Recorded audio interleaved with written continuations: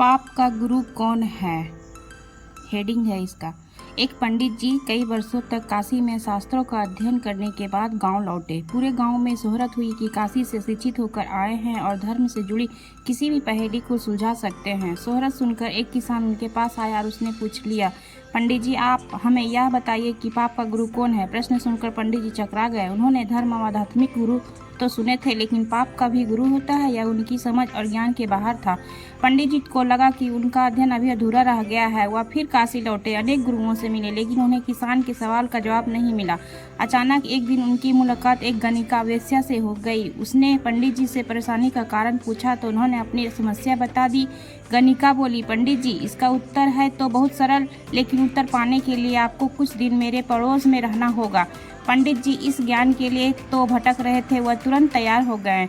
गणिका ने अपने पास ही उनके रहने की अलग से व्यवस्था कर दी। पंडित जी किसी के हाथ का बना खाना नहीं खाते थे, अपने नियम आचार और धर्म परंपरा के कट्टर अनुयायी थे।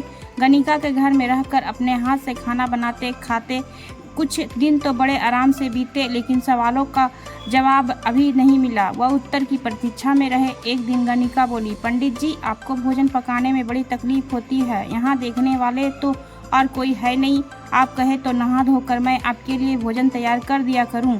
पंडित जी को राजी करने के लिए उसने लालच दिया, यदि आप मुझे इस सेवा का मौका दे तो मैं दक्षिणा में 5 स्वर्ण मुद्राएं भी प्रतिदिन आपको दूंगी।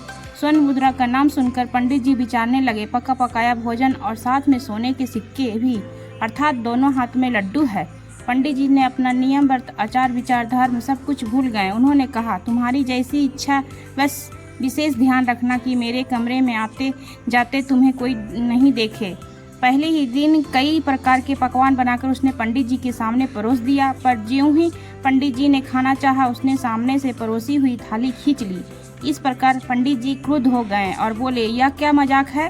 गणिका ने कहा, यह मजाक नहीं है पंडित जी, यह तो आपके प्रश्न का उत्तर है।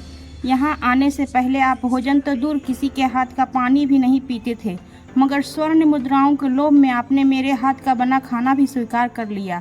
यह लोभ ही पाप का गुरु है। तो कैसा लगा स्टोरी ज़रूर कमेंट करके बताएं हमें, ताकि नए नए वीडियो इस तरह के स्टोरी हम आपके सामने लाया करें। Thank for watching.